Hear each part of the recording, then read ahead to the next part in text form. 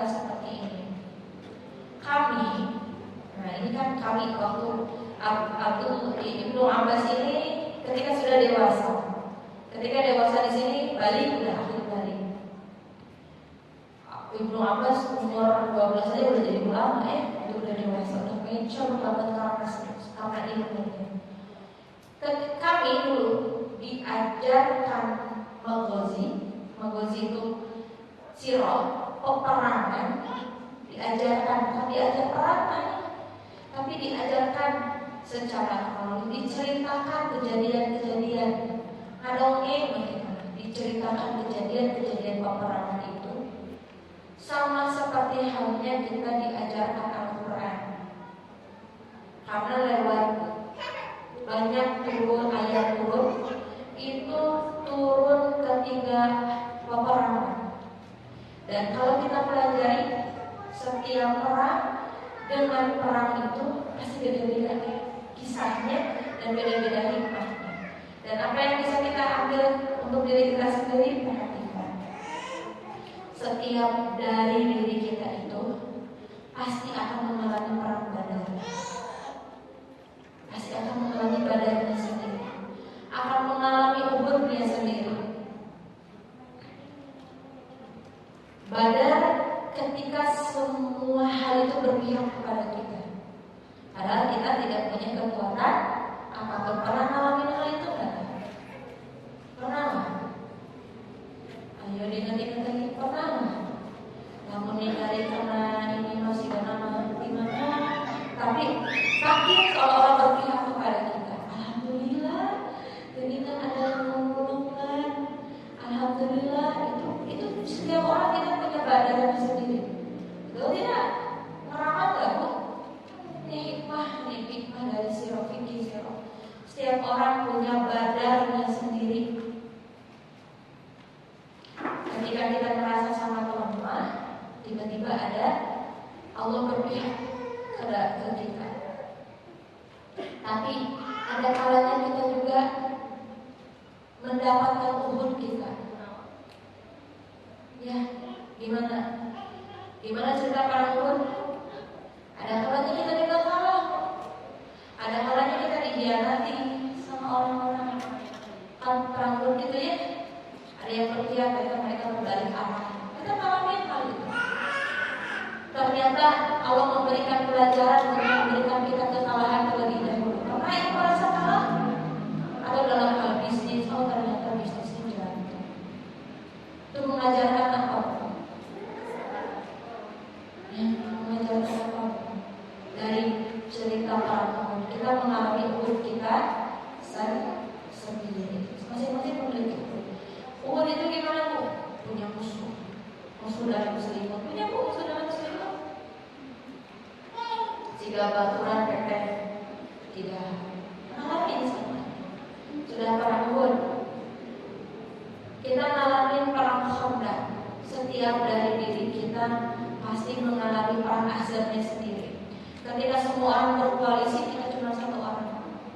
Ketika semua orang kong kali kong, ayo kurang ikut.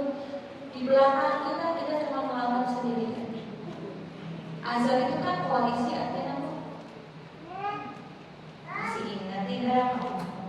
Azabnya cuma perang Khandaq 10.000 orang berkumpul dari 3 kelompok, Quraisy, Ghatafan, sama Yahudi, bersekongkol mau mengalahkan kaum muslimin. Kita kan pernah mengalami, setiap orang mengalami kayak gitu.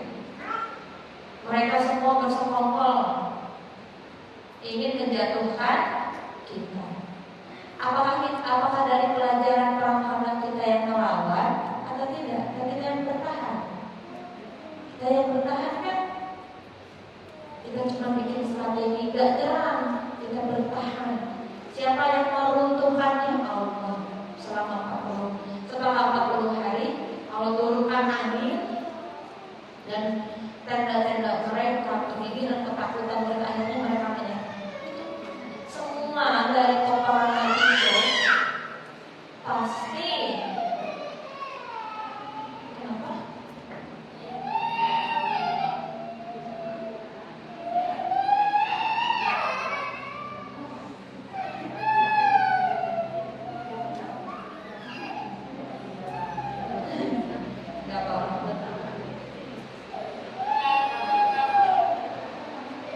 dari diri kita pasti menemukan azabnya sendiri.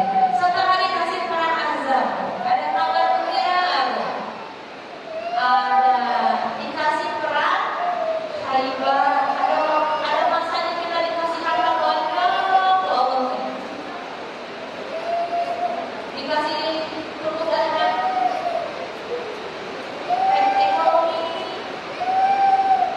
mulus, ramai gitu.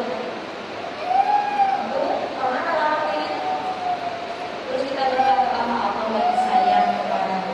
Ada kalanya kita tuh mengalami Khaybar dikasih, tidak mengalami kemenangan. Gimana rasanya pas dapat perang Khaybar? Apakah kita seperti Rasulullah yang membagi-bagikan harta itu? Terus ada kalanya kita juga mengalami perang Hunain sendiri. Gimana perang Hunain sendiri? Kita merasa bangga karena jumlah kita banyak. Kita merasa bangga karena kita sekarang sudah menang. Karena kan merasa ujub sama diri sendiri. Karena kan merasa sombong sama diri sendiri. Jadi belajar sirah itu bukan cuma belajar sejarah. Kapankah terjadi perang kita? Balik lagi ketika ada peristiwa, ada kali kita tuh nggak pede sama diri sendiri. Lemah, kayak di perang Badar, sedang mau menang.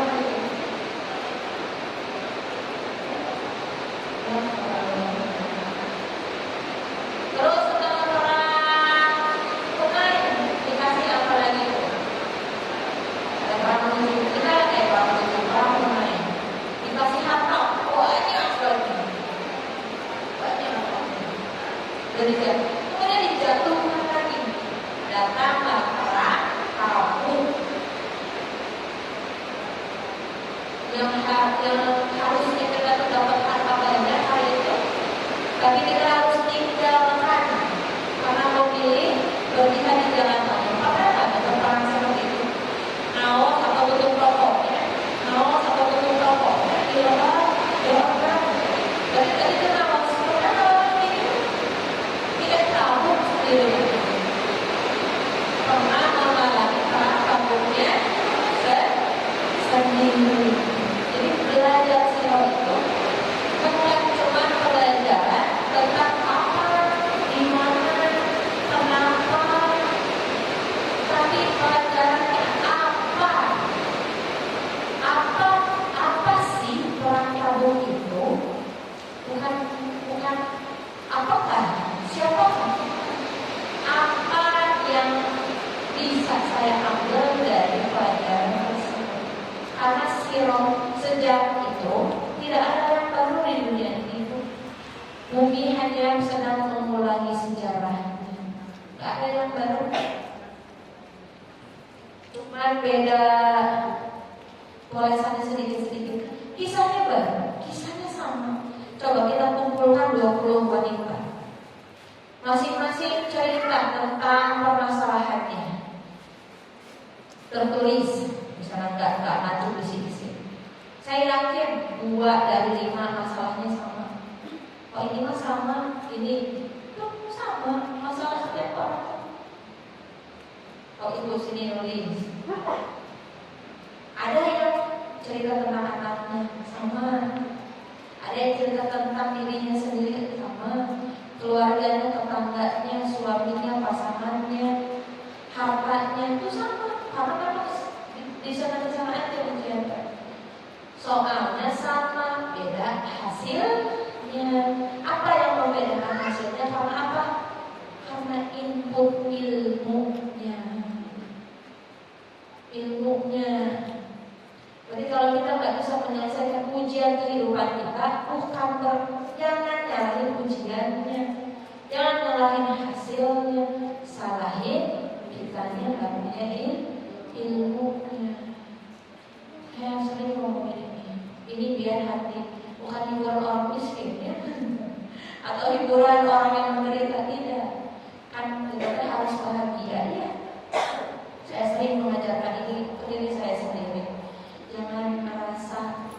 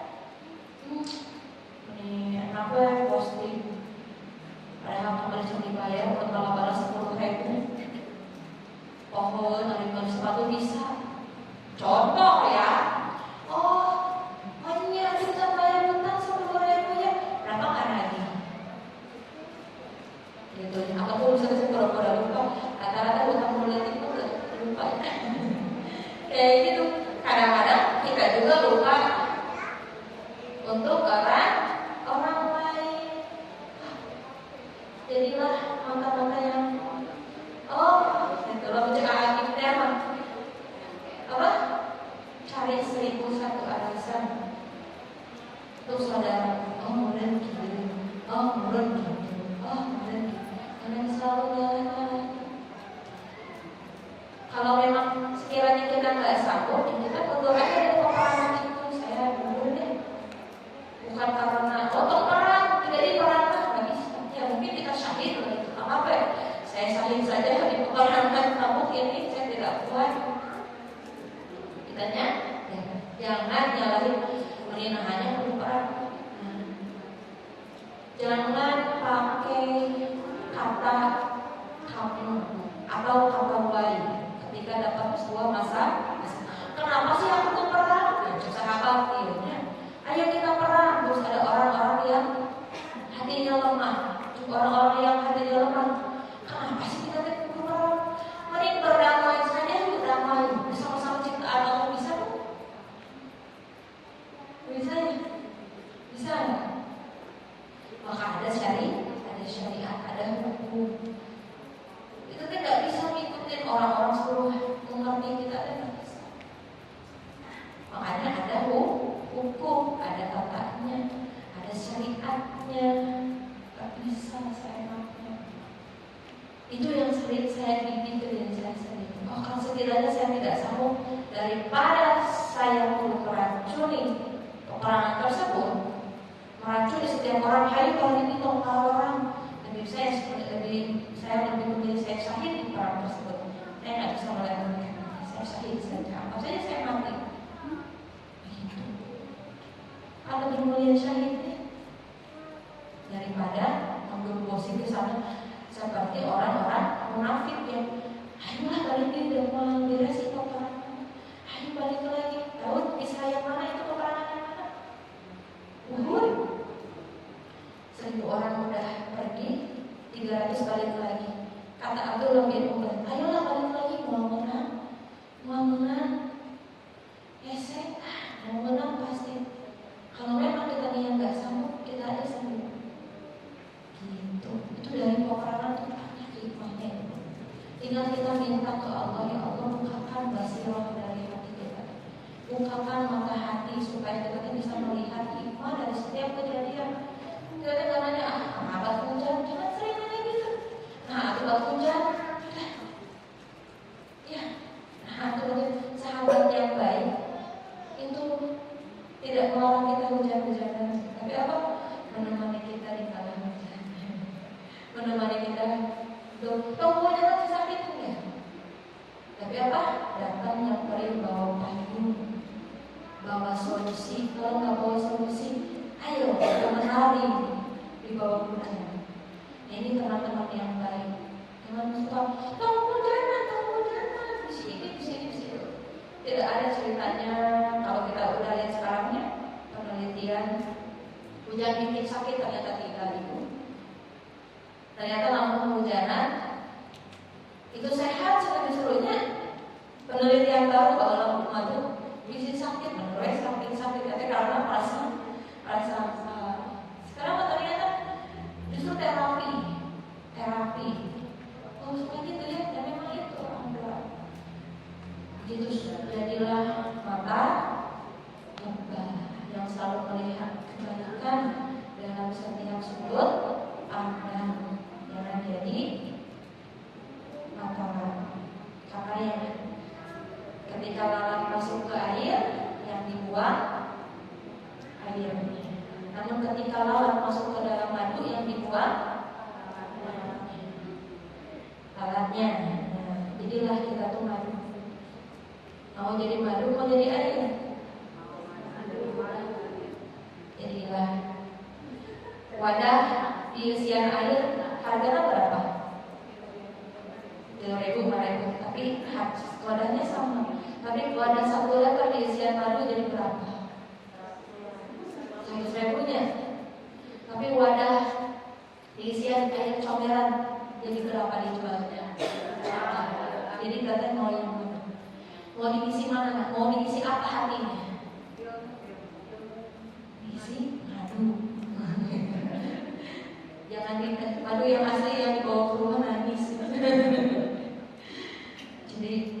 Jadilah isi hati kita madu bermanfaat buat orang-orang. Kita punya value ya. Karena ketika kita punya value, kita tahu kemampuan kita tahu nilai kita tuh nggak akan takut takut kehilangan dunia, gak akan pernah takut kehilangan siapapun kecuali Allah. Kita tidak tahu value kita. Begitu. Alhamdulillah.